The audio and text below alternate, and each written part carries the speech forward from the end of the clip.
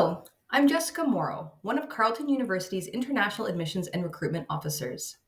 If you have accepted an offer of admission to Carleton University, congratulations. Now, take a deep breath and prepare to make another application. This one goes to Immigration, Refugee, and Citizenship Canada, also known as IRCC, which is a department of the Government of Canada. Carleton University's immigration advising team is pleased to offer guidance and tips for success with this application. Our first tip is start to work on your application as soon as possible. It may take you a while to get together all of the required documents. IRCC also needs time to process your application, and you need time to plan your travels to Canada. If you have been admitted to more than one school in Canada, we hope you will choose Carleton. Be sure to make your final decision before applying for a study permit.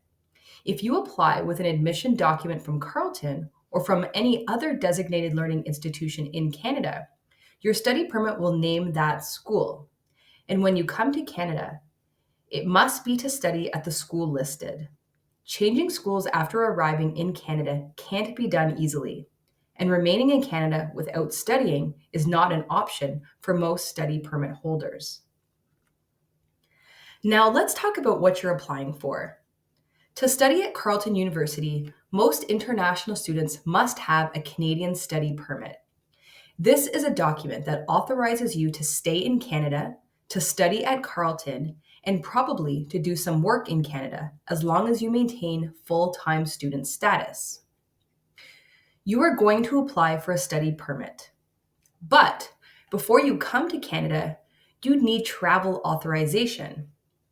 This might be a visa, which is a document that is laminated into your passport, or it might be an electronic travel authorization, or ETA, which is a travel authorization number that is electronically linked to your passport.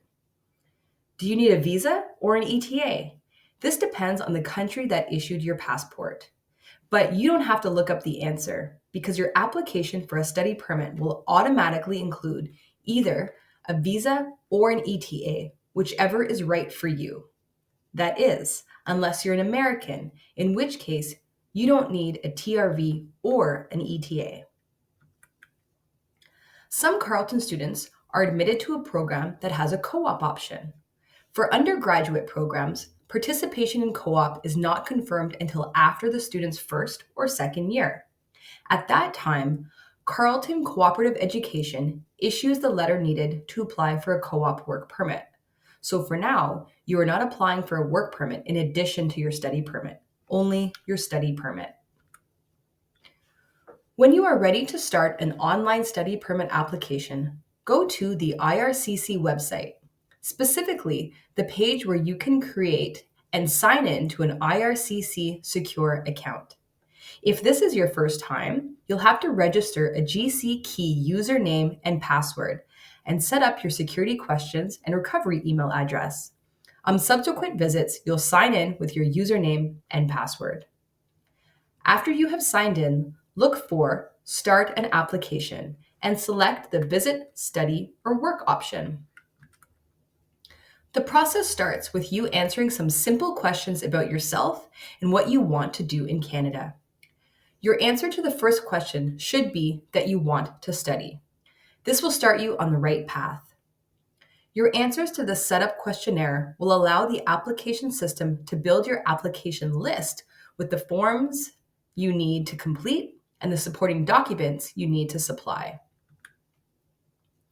The Carleton documents you need for a study permit application are, first, your letter of acceptance. Carleton's version of a letter of acceptance is a document titled Student Information for a Study Permit. This is found as part of your admission package in Carleton 360. The second document you need is a Provincial Attestation Letter, or PAL. Your PAL is issued to you again in Carleton 360 after you accept your offer of admission and pay the $2,000 acceptance deposit. More information about the PAL and how to pay the deposit is found on the Carleton International Admissions website if you are admitted to an undergraduate program, and on the International Information page for the Graduate Studies website if you are admitted to a graduate program.